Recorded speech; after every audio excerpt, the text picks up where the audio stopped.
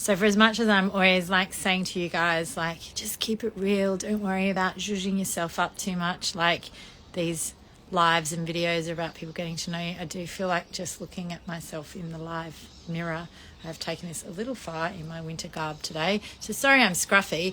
I'm going to keep it super quick. Okay, lots of people come to me about websites and they're using platforms like Squarespace or, like Weebly or some kind of like GoDaddy template or something.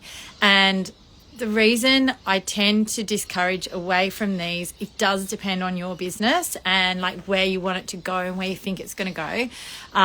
But if you think there's any chance your business is going to grow, then I recommend you either stick with Shopify or WordPress. And this is why.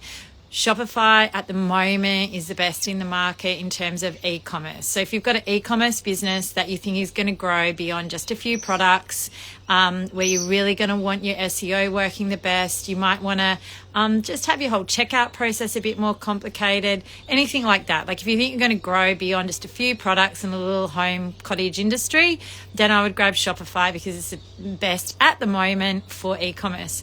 If you think your website might evolve into other things that require plugins like, reviews, shopping integrations,